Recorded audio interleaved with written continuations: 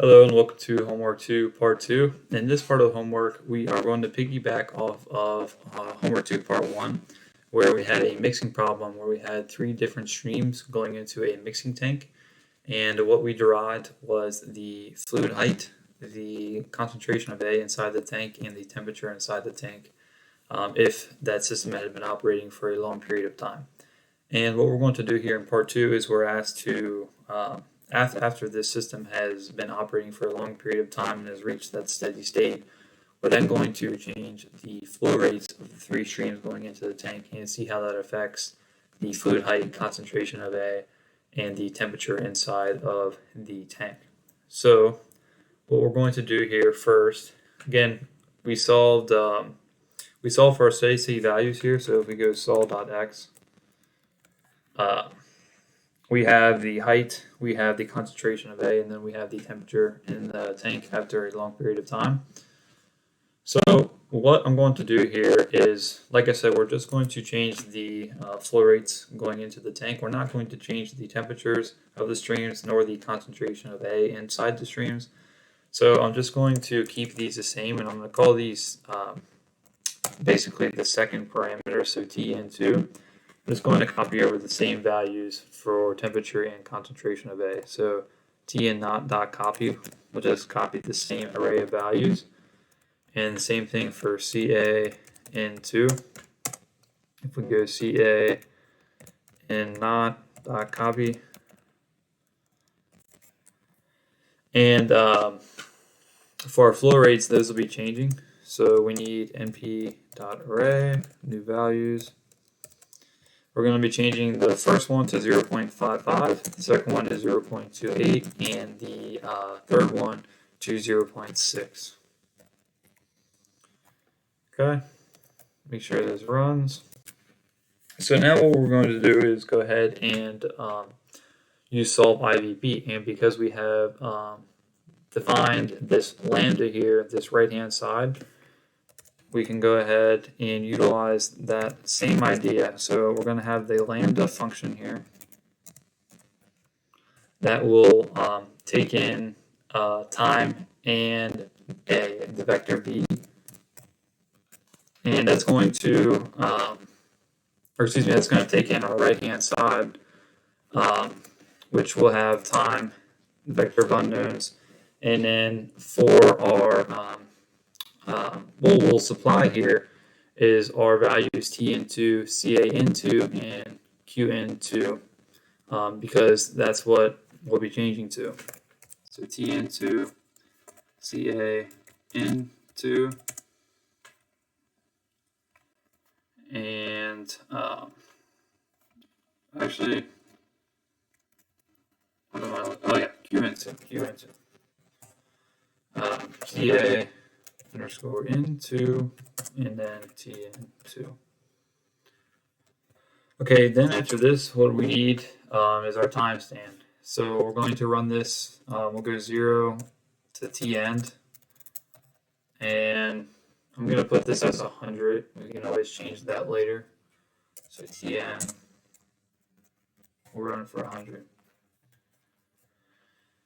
Okay, and then we need to supply our initial conditions. And our initial conditions, again, we're starting at some steady state and then changing the flow rate. So our steady state array is sol.x.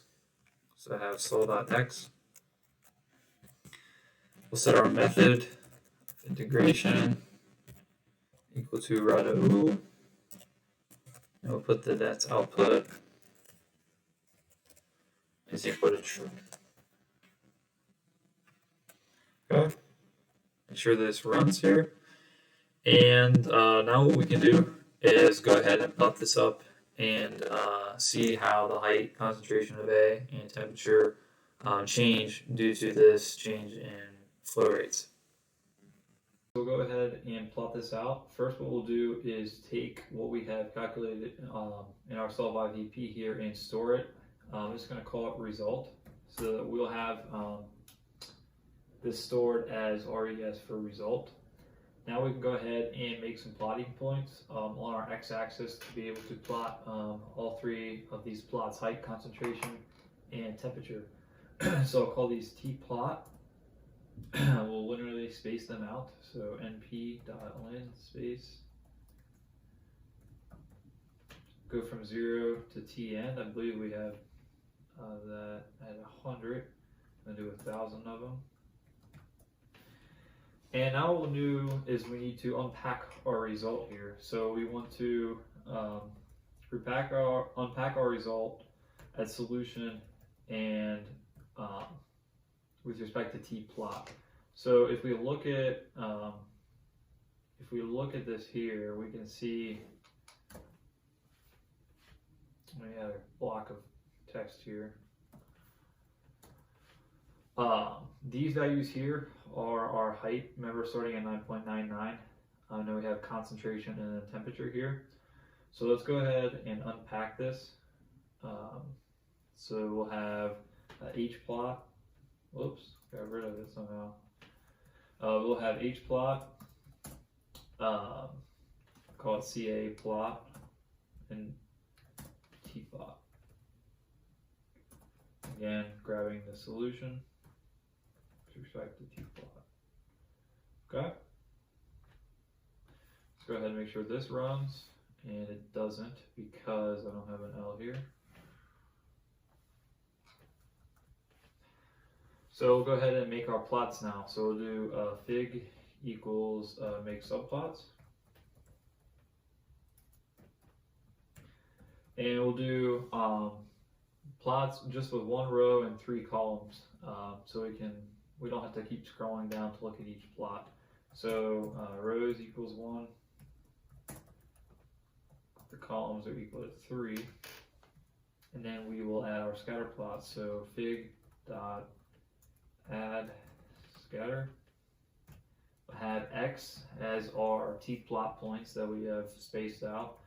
And we'll do our height first, so Y, we will plot out all of our H points. So H plot.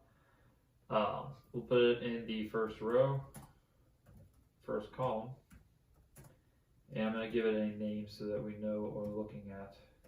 So we'll call it H. Okay. Now let me just copy and paste here.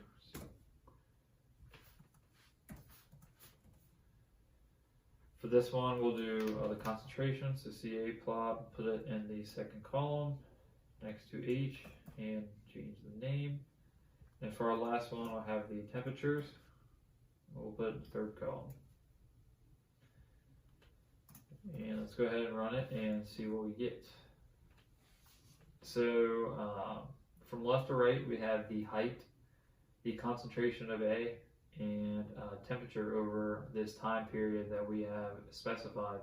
So you can see we started at our initial steady state points, 9.99 meters, 0.428 for the concentration, and then trying to remember exactly what we started at for temperature, but you can see how these evolve over time.